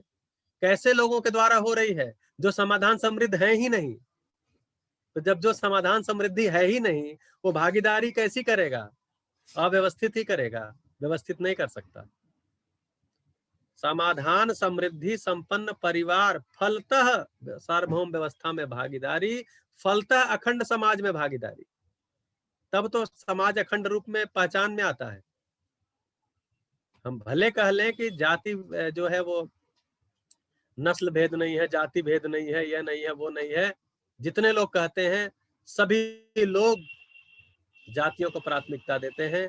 जितनी पार्टियां कहती हैं कि जाति व्यवस्था ठीक नहीं है, वो सभी लोग राजनीति में क्या बोलते हैं? देखो जी टिकट देते समय थोड़ा सोशल इंजीनियरिंग का ध्यान रखना। अब ये नया शब्द आया, सोशल इंजीनियरिंग। अब ये सोशल इंजीनियरिंग का ध्यान रखना मतलब अगर सुनील भैया को जनता काफी लोकप्रिय मानती है और काफी ये अपनी व्यवस्था में भागीदारी कर रहे हैं समाधान समृद्ध होते हुए, लेकिन अगर इनके क्षेत्र में इनके जाति का वोट नहीं है, कम है, तो इनको टिकट नहीं देंगे। तो ये सोशल इंजीनियरिंग में आ गया। अब ये क्या चीज हो गया? ये क्या चीज हो गया? तो कहने के जगह पे हम आ गए कि हम जाति व्यवस्था और इन सब चीजों से ऊपर निकल रहे हैं, लेकिन एक्चुअल देखेंगे तो हम और उसमें लेकर के लोगों को जा रहे हैं। मैं बचपन में जैसी जातिगत व्यवस्था देखा था, उससे ज्यादा खराब आज की जातिगत व्यवस्था में देख पा रहा हूँ। शायद आप सभी ऐसा देख पा रहे होंगे। तो कारण यही है कि अखंड समाज, मानसिकता अखंड होती है, मानसिकता में अखंड समाज आता, बाहर तो अखंड है ही। समाज अखंड है ये मेरी मानसिकता में आता है, बाहर तो अखंड ही है सारा समाज। कहाँ खंड खंड है? सब लोग खाना खाते हैं, सब लोग पानी पीते हैं, सबको नींद लगती है, सबको प्यार चाहिए, सबको सम्मान चाहिए, सबको सुख चाहिए, सबको समृद्धि चाहिए। इस रूप में देखें तो समाज तो अखंड है ही।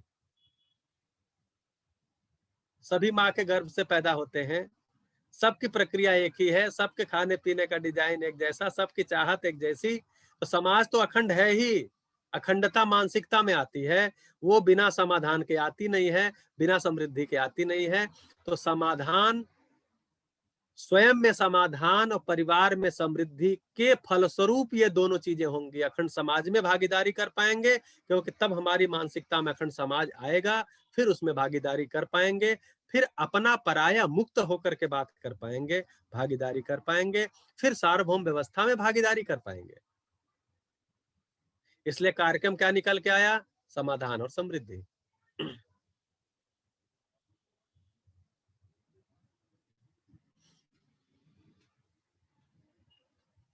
समाज सेवी, मैं बहुत सारे समाज सेवी से मिला हूं जो भयंकर तनाव में है। कारण क्या है? घर में जिसके, जैसे अभी अभी दिल्ली में डाइट्स में बहुत सारे सेशन चल रहे हैं, मैं 1-2 सेशन डेली लेता हूं, जो न्यू रिक्रूट टीजीटी पीजीटी है, नई भर्ती जो हुई है, तो उनका रिफ्रेशमेंट कोर्स हो रहा है हर सब्जेक्ट का, तो उसमें एक पीरियड हैप्पीनेस का भी रख दिया गया है। तो अभी चूंकि बाकी अपने साथी लोग खाली नहीं है, तो मेरे ही जिम में लगभग सभी डाइट का आ जा रहा है।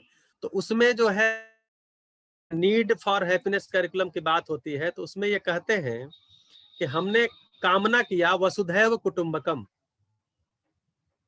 ये कामना है। कामना क्यों कह रहे हैं? वसुधैव मतलब धरती, कुटुंब यानी परिवार, यानी संपूर्ण धरती एक परिवार है। हमने ऐसा कहा। क्या हम अपने परिवार में परिवार भाव के साथ जी पा रहे हैं? क्या पति पत्नी परिवार भाव के साथ जी पा रहे हैं? क्या पति पत्नी मतलब माता पिता, ये एक जो यूनिट है, क्या ये परिवार भाव के साथ जी पा रही है?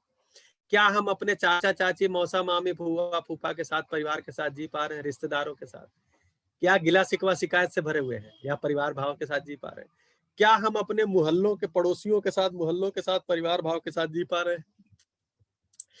क्या हम अपने शहर में परिवार भाव के साथ हो पाए? तो अगर इतनी छोटी जगहों पे अभी हम परिवार भाव के साथ नहीं हो पाए, तो बहुत बड़ी कामना है वसुधैव कुटुंबकम की। उसी को तो अखंड समाज में भागीदारी कहा जा रहा है। शुरुआत यहां से होगी। मानव के समाधान संपन्न हुए बिना, परिवार की समृद्धि के बिना ये हो नहीं सकता। हम समाज सेवा के लिए निकले हैं और हमारे घर में ही हमारी किसी से पटती नहीं है। हमारे घर में ही हमारी हालत खराब है और हम आज समाज सेवा के लिए निकले हैं। और समाज सेवा के लिए जब निकल गए, वहां अखबार में फोटो छप गया, टीवी पे हमारे बारे में न्यूज छप गया, फिर उसको भी लाकर घर में धमकाते हैं, देखो जी तुम देखो परिवार में मेरी वैल्यू नहीं है, देखो मेरा ये अखबार में देखो ये छपा है, देखो कितने माले, लगभग 1 कुंटल माला मुझे पहुनाया गया। अंदर से क्या आवाज आती है? ठीक है हमको पता है। हमको तो पता है, ठीक है कोई बात नहीं। तो कुल मिलाकर के जब तक, तो क्रम क्या है? क्रम यही है, मानव का समाधान संपन्न होना, परिवार का समृद्धि और समृद्ध होना, फिर अखंड समाज में भागीदारी, फिर सार्वभौम व्यवस्था में भागीदारी। फिर वो व्यवस्था के अर्थ में होगा, फिर वो सुखदायी होगा, फिर हम देने के लिए निकलेंगे। अभी हम लेने के लिए निकल रहे हैं, सम्मान पाने के लिए, धन पाने के लिए निकल रहे हैं ना, सम्मान पाने के लिए। अब अगर हम समृद्ध परिवार में है, समाधान संपन्न है, समृद्ध परिवार में हमारी समृद्धि सुनिश्चित है, तो हम पाने निकलेंगे या देने निकलेंगे? तब हम उपकार भाव से निकलेंगे, तब हमारी भागीदारी सही होगी। ये बात है। इसके लिए ये 10 क्रिया संपन्न होना, जिसको क्रिया पूर्णता बोलते हैं, ये अनिवार्य कार्यक्रम है। अगर है तो उसको भोगना भी तो है। वो भी तो एक चल रहा है कार्यक्रम। बिल्कुल भोग ही रहे हैं। इसीलिए जब कुछ नहीं निकल पाया तो बोले जी मानव योनि तो भोग योनि है, भोगिए।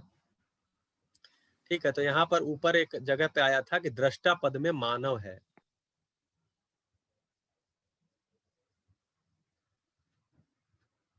ये आया था जीवन विद्या में, सर्वप्रथम जीवन ही दृष्टा पद है होने का अध्ययन। तो दृष्टा मैं हूं, कर्ता भी मैं हूं, भोक्ता भी मैं हूं। यहां यह कहा गया मैं ही दृष्टा हूं, किसका? अस्तित्व का, जीवन का, मानवीय आचरण का। मैं ही करता हूं, करने वाला भी मैं ही हूं, क्योंकि मैं ही अपनी इच्छा विचार के द्वारा कार्य व्यवहार करता हूं। जैसा मेरा इच्छा विचार है वैसा कार्य व्यवहार करता हूं। मेरी इच्छा में अगर व्यवस्था है तो मेरा कार्य व्यवहार व्यवस्थित है, मेरी इच्छा में अव्यवस्था है तो मेरा कार्य व्यवहार अव्यवस्थित है। तो मैं ही करता हूं और फिर फल परिणाम का भोक्ता भी मैं ही हूं। पीछे क्या बोले आदर्शवाद में? मैं केवल भोगता हूं, करने वाला कोई और है, देखने वाला भी कोई और है। आप केवल करो, आप केवल भोगोगे, फल मतलब करो, भोगो, लेकिन जो होगा वो करने वाला कोई और है, आपका निश्चित है, वो देखने वाला भी कोई और है। यहाँ का वो क्या बोले कि दृष्टा पद में मैं ही हूं, कर्ता पद में मैं ही हूं, भोक्ता पद में मैं ही हूं। तो भोगने के लिए मरना नहीं पड़ेगा। बोलते हैं नहीं नहीं ऐसा करो, नहीं तो मरने के बाद अरे मरने के बाद क्या भोगोगे? भोगती तो शरीर है ना, तो जिंदा रहते ही भोगती है। आप किसी पे गुस्सा करेंगे, कौन भोगेगा? आप ही भोगेंगे। आपका हार्ट बीट बढ़ जाएगा, आपकी धड़कन, आपका बीपी बढ़ जाएगा। अच्छा, हर गुस्सा के बाद आपको ही पछतावा भी होता है, क्यों गुस्सा कर दिया? तो भोगा कौन? आप ही भोगे। आप किसी के बारे में अशुभ सोच रहे हैं, वो अशुभ सोचने से आपके अंदर जो बेचैनी होती है, जो पीड़ा होती है, उसको इसलिए भोक्ता मैं ही हूं, क्योंकि कर्ता भी मैं हूं, दृष्टा भोक्ता भी मैं ही हूं।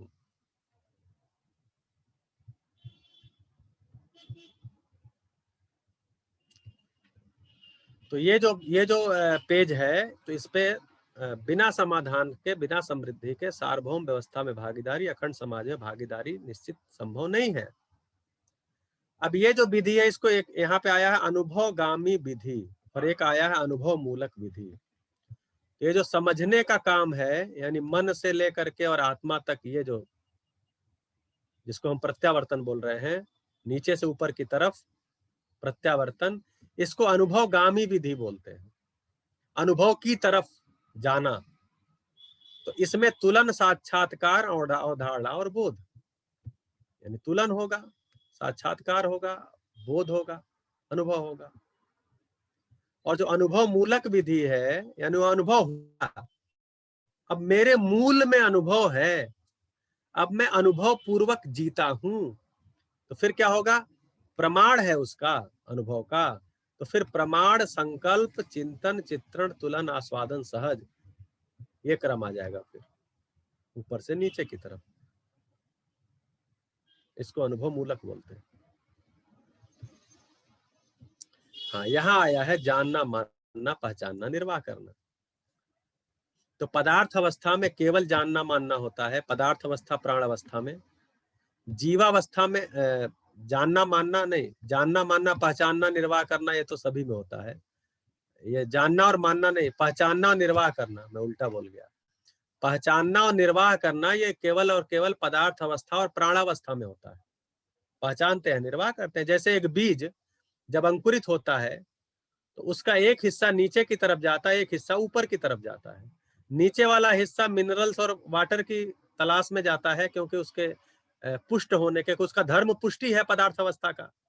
पदार्थ अवस्था का धर्म पुष्टि है। अब वो धर्मानुकूल आचरण है, जैसे बोलते हैं ना आपका आचरण धर्मानुकूल नहीं है, तो एक बीज का आचरण धर्मानुकूल है, पुष्टि उसका आचरण, उसका धर्म है। तो एक हिस्सा उसका नीचे की तरफ जाता है मिनरल और वाटर की खोज में, और एक हिस्सा ऊपर की तरफ जाता है धूप और हवा की खोज में, क्योंकि इससे ही पुष्टि होती है। इसी को पहचानना, निर्वाह करना बोलते हैं।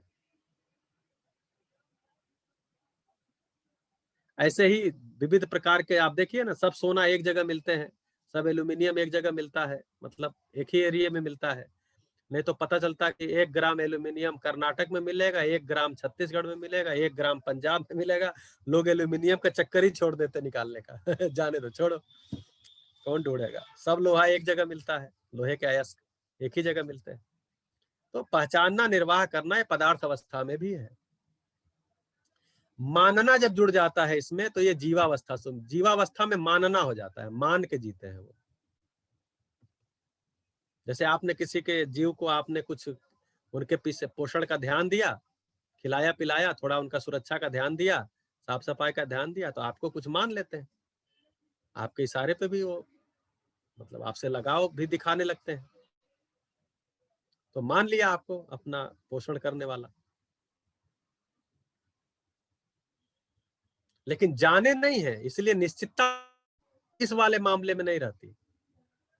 आहार निद्रा भय मैथुन में तो निश्चितता रहती है, लेकिन आप कितना भी अच्छा कुत्ता पाले हुए हैं, उसको टीका लगवा के रखते हैं कि पता नहीं कब अटैक कर दे अपने मूल आचरण में, क्योंकि क्रूर अक्रूर उसका स्वभाव है, अपने स्वभाव को नहीं छोड़ेगा। जीवावस्था का स्वभाव क्रूर अक्रूर है। अक्रूर बना हुआ है इसका मतलब है नहीं उसके अंदर क्रूरता आएगी नहीं, आ सकती है, ऐसा हमको भी पता है। तो मानना पहचानना निर्वाह करना ये जीवावस्था तक है। फिर जब ज्ञानावस्था आता है तो इसमें जानना जुड़ जाता है, जानना मानना पहचानना निर्वाह करना, ये चारों क्रिया होती है। चारों क्रिया जहां होती है उसको ज्ञानावस्था बोलते हैं।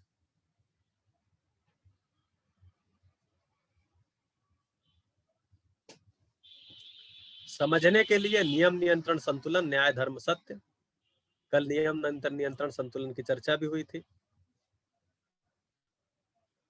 और न्याय धर्म सत्य, सह अस्तित्व, विकास क्रम विकास ये वाला जो दूसरा वाला पॉइंट है ना, 5 चीजें लिखी हुई है, सह अस्तित्व, विकास क्रम विकास, जागृति क्रम जागृति।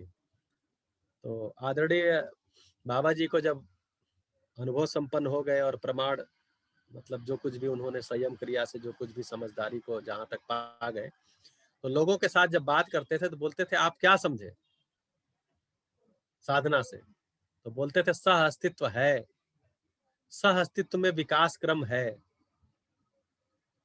विकास क्रम के बाद विकास है, सह अस्तित्व में जागृति क्रम है और जागृति सुनिश्चित है। ये 5 लाइन में पूरा दर्शन बोलते थे, किसी को समझ में नहीं आता था। तो बोले ये 5 लाइन चूंकि किसी को समझ में नहीं आया, तो ये 5 लाइन को समझाने के लिए हमको 4,500 पेज पे लिखना पड़ा था। उस समय की जो किताबें थी, वांग्मय था, उसका कुल पेज संख्या 3,875 ऐसे कुछ था। तो बोले ये 5 लाइन चूंकि समझ में नहीं आया, मैं बोले दर्शन, तो बोले जब आप समझ लोगे पूरा तो आप भी इसी 5 लाइन पे आओगे। सह अस्तित्व है, सह अस्तित्व में विकास क्रम है, विकास क्रम यानी गठनशील से गठनपूर्ण, और उसी में सारी रचना भी, विकास यानी गठनपूर्ण हो जाना। ये सारा परमाणु में ही है, विकास जो है परमाणु में ही है। तो सह अस्तित्व है, सह अस्तित्व में विकास क्रम है, विकास क्रम में सारा रचना दिखता है आपको, और विकास है यानी गठन पूर्णता है। गठन पूर्णता का प्रयोजन क्या है कि वो अब जागृति क्रम में आ गया, जैसे हम सब अब जागृति क्रम में हैं, और जागृति सुनिश्चित है। जागृति ही लक्ष्य है, जागृति सुनिश्चित है। ये 5 लाइन बोलते थे खाली, उसी को यहाँ लिखे समझने के लिए नियम नियंत्रण संतुलन न्याय धर्म सत्य, ये समझ में आ जाए। सह अस्तित्व है, सह अस्तित्व में विकास क्रम है, मैं फिर दोहरा रहा हूं, विकास है, जागृति क्रम है, जागृति सुनिश्चित है। नियम को समझना, नियंत्रण को समझना, संतुलन को समझना, और जीवावस्था ज्ञानावस्था में न्याय धर्म सत्य को समझना।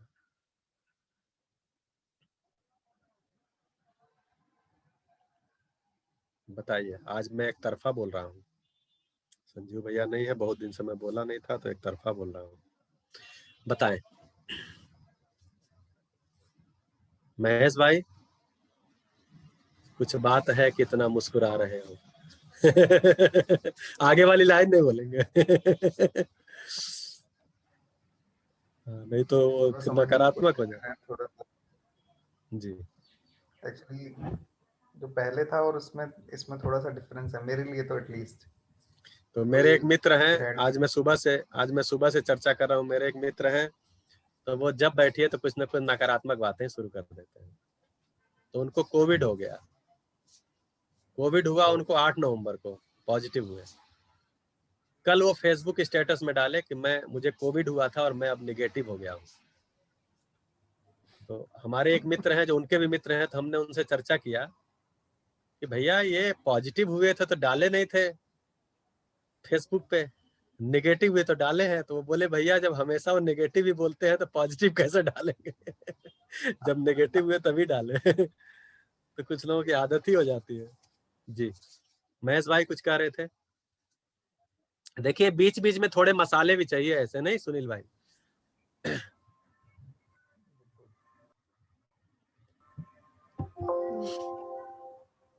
भैया ये नियम नियंत्रण संतुलन न्याय धर्म सत्य जो है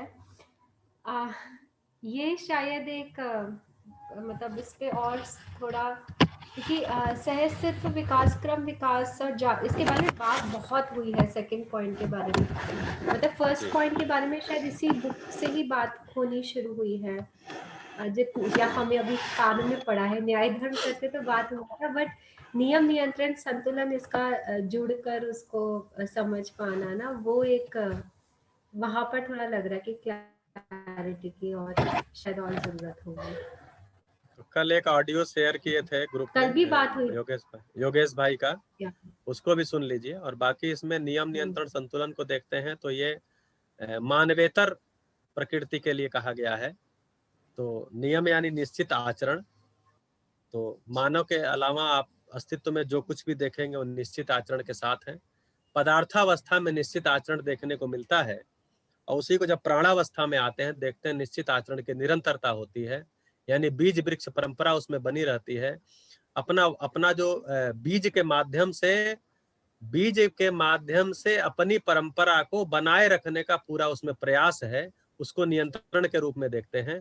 और संतुलन के रूप में देखते हैं कि जो जीवावस्था है उसमें जब देखते हैं तो संतुलन बना हुआ है, तो नियम नियंत्रण के अनुसार संतुलन बना हुआ है। जैसी अपनी जो ये वनस्पति संसार है, वनस्पति संसार का जो नियंत्रण बना हुआ है उसी के अनुरूप जीवावस्था में संतुलन बना हुआ है।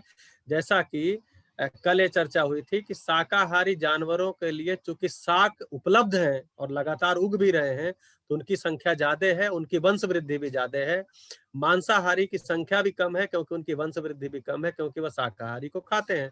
तो पूरा का पूरा इस ढंग से संतुलन बना हुआ है। तो ये तीनों जगहों पे देखने को मिलता है। नियम, नियंत्रण, संतुलन पदार्थ अवस्था, प्राण अवस्था, जीव अवस्था में देखने को मिलता है। मानव में न्याय की वही नियम, नियंत्रण, संतुलन है, लेकिन जीवन के रूप में न्याय की परंपरा नहीं हो पाई है। न्याय की परंपरा होने की आवश्यकता है, धर्म को पहचानने की आवश्यकता है, धर्मानुकूल आचरण की आवश्यकता है, सह अस्तित्व ही सत्य है, ये पहचानने की आवश्यकता है, इसका अनुभव होने की आवश्यकता है।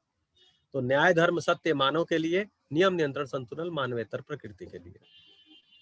भैया मैं इसको ना इस रूप में सोच रही हूँ, मालूम नहीं गलत है कि सही है, मानवीय आचरण के रूप में सोच रही हूँ। क्या उनके भी कुछ नियम, नियंत्रण, संतुलन होगा, नहीं होगा? क्योंकि अभी मतलब मैं इसीलिए वहां पर अगर आप इसको प्राण अवस्था और उस क्रम में देखेंगे तो एक कनेक्शन नजर आ रहा है, पर क्या वैसे देखना है या मतलब उसका है लॉजिक या नहीं, वो भी नहीं समझ में आ रहा। बिल्कुल। तो मानव के लिए, ज्ञानावस्था के मानव के लिए न्याय ही नियम है, धर्म ही नियंत्रण है, सत्य ही संतुलन है।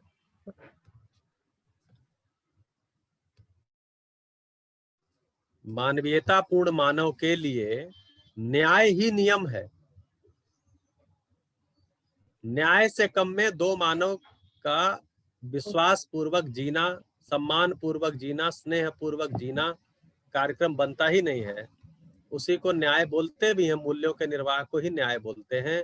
तो मानव के साथ जो समस्त व्यवहार है वो न्याय के अर्थ में ही है, न्याय पूर्वक ही है। इसलिए मानवीय आचरण में, मानवीय व्यवहार में तो न्याय ही नियम है,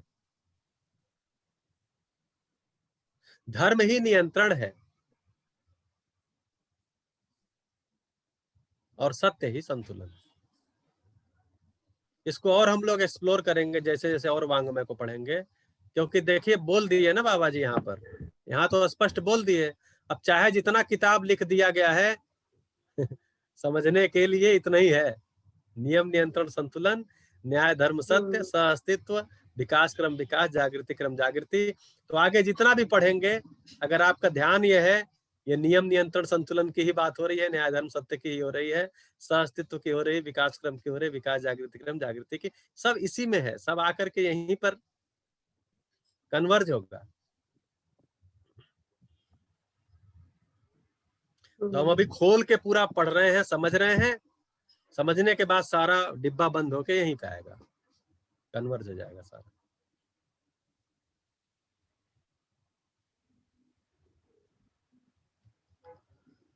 और फिर इसके लिए अध्ययन विधि, नियंत्रण का आपने जी बोलिए बोलिए आप। हाँ, तो समझने के लिए ये दो चीजें लिखा और फिर अध्ययन विधि लिखे हैं, ये भी पढ़ देते हैं तो पूरा हो जाएगा। अध्ययन विधि क्या लिखे हैं? मध्यस्थ दर्शन प्रस्ताव सार्वभौम सार्वकालिक जीने में प्रमाणित हो सके, यानी सर्व मानव स्वीकारने योग्य जीने योग्य, और निरीक्षण परीक्षण सर्वेक्षण, यही अध्ययन विधि है। तो मैं अपने जीने में मैं जागरूक हूं, यानी अपने ही भाव विचार के प्रति मैं सतर्क हूं, यही निरीक्षण पूर्वक जीना हुआ। मैं जब किसी मानव के साथ व्यवहार करता हूं तो उसमें मूल्यों का निर्वाह, मूल्यों का ध्यान रखता हूं, यही परीक्षण पूर्वक जीना हुआ। और समस्त मानव के साथ जो मेरा जीने का कार्यक्रम है वो सर्वेक्षण पूर्वक है। तो इससे मेरा अध्ययन हमेशा चलता रहता है। तो निरीक्षण परीक्षण सर्वेक्षण पूर्वक अध्ययन चलता रहता है। जब जब मैं व्यवहार करता हूं तो मेरा ध्यान न्याय पर है। जब जब मैं स्वयं पे ध्यान देता हूं तो मैं समाधान के अर्थ में देता हूं। जब जब मैं व्यवस्था में भागीदारी करता हूं तब तब मैं जो है वो अखंड समाज मेरे ध्यान में है, स्नेह अपना पराया मुक्त मेरे ध्यान में है। तो निरीक्षण परीक्षण सर्वेक्षण पूर्वक ही अध्ययन होता है। और ये जो पूरा पूरा मध्यस्थ दर्शन है ये सार्वभौम है, सार्वकालिक है, जीने में प्रमाणित हो सके, यानी सबको मानने योग्य है, सबको स्वीकारने योग्य है, सबके जीने योग्य है। ये बात अगर हमें स्वीकार होती है तो हम इस विकल्प को स्वीकार पाते हैं।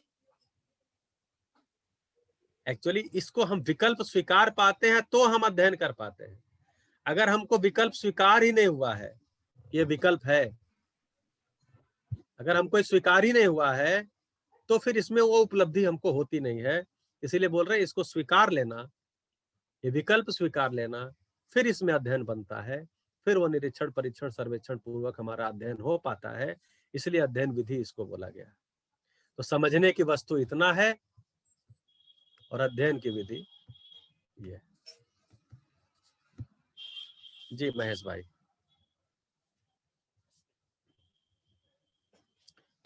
16वां पॉइंट वैसे पढ़ देते हैं तो ये वाला पूरा हो जाएगा।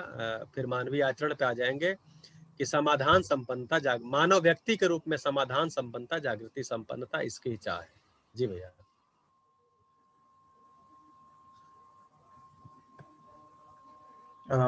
भैया नियंत्रण में जैसे आपने बताया था कि जो बीज रूपी है वो मतलब वो एक नियंत्रण से वो उगता है और हमारा जो है धर्म आता है इस जगह पे, जिसको हम व्यवस्था भी कहेंगे, जिसके अंदर भी कंसिस्टेंसी है। जी तो एक बार ये नियंत्रण के बारे में थोड़ा सा आप और बता देंगे ताकि उसको कनेक्ट कर सकूं मैं। मेरे को थोड़ा सा उसमें वो अपने जो न्याय धर्म सत्य है उससे कनेक्ट करना चाह रहा हूँ। प्राणावस्था में समस्त नियंत्रण बीज विधि से है। बीज में जो पूरी रचना विधि जो समाई हुई है, जो कोडिंग है, उसके अनुसार ही उस पूरे पौधे का, उस बीज से उगने वाले पौधे का आचरण निश्चित है। तो ऐसे ही हम व्यवस्था के अंदर हमारा जो है वो आचरण निश्चित है। बिल्कुल। तो वैसे ही मैं जब 4 अवस्था में व्यवस्था है और उसमें मानव है, मानव के साथ हमको न्याय पूर्वक जीना है, पूरा का पूरा कैनवास हमको स्पष्ट है, तो हमको कोडिंग पकड़ में आती है। फिर हमारा जो है मेरे जो मेरा व्यवहार है, मेरा जो आचरण है वो नियंत्रण बना ही रहता है, फिर अनियंत्रित नहीं होता। व्यवस्था समझ में आने से मानव नियंत्रित होता है, पैसा आ जाने से मानव नियंत्रित नहीं होता, किसी एक धर्म में एक पूजा पद्धति में पैदा हो जाने से मानव नियंत्रित नहीं होता, व्यवस्था की समझ में आ जाने से मानव में नियंत्रण है। एक्चुअली नियंत्रण जो मानव में है ना वो स्वनियंत्रण ही है। पेड़ पौधों में भी स्वनियंत्रण ही है, जीव जंतु आप देखिए कहीं भी अस्तित्व में स्वनियंत्रण ही है। पेड़ पौधों में बीज विधि से स्वनियंत्रण ही है, इसलिए मानव में जब भी नियंत्रण होगा तो स्वनियंत्रण ही होगा, और ये समाधान से कम में होगा नहीं, जिसके लिए आप सभी हम सभी लगे हुए हैं। तो आप सभी समाधान संपन्न हो जाएं, आप सभी जागृत हो जाएं, क्योंकि जागृति सुनिश्चित है यहाँ लिखी है या जागृति सुनिश्चित है, हम सभी जागृति क्रम में हैं, तो आप सभी जागृत हो सके, ऐसी आप सभी के प्रति मेरी शुभकामना। अपने लिए नहीं बोला हूँ अभी मैं, क्योंकि मेरे लिए तो शुभकामना आप करेंगे। आपकी शुभकामनाओं के लिए धन्यवाद। धन्यवाद। बढ़िया। तभी तो कहते हैं भैया, हम सबकी जागृति के लिए हम सब एक दूसरे के क्या होते हैं, सहभागी बने रहे, सहायक बने रहे। बढ़िया। तो मेरी एक मीटिंग 3:45 से चल रही है, मैं उनसे कमिट किया था कि मैं 4 बजे शामिल हो जाऊंगा, तो हमें लगता है अच्छा 4:03 हो भी गया है। और भैया तो आप एक तरफा नहीं बोल रहे थे, आपकी बात सुन के हम लोग सब इतना कुछ एब्जॉर्ब कर रहे थे कि लाइक हमको किसी को कुछ सोचने का और आगे बोलने का अवसर ही नहीं मिला। इतना इंटेंस आज का सेशन रहा। थैंक यू सो मच भैया। बढ़िया, सभी को धन्यवाद। फिर मिलते हैं अगले सैटरडे को। मानवी, अगले सैटरडे, नमस्ते भैया। अगले सैटरडे को मिलते हैं मानवीय आचरण के साथ। जी जी धन्यवाद। जरूर। Thank you. Thank you. Thank you.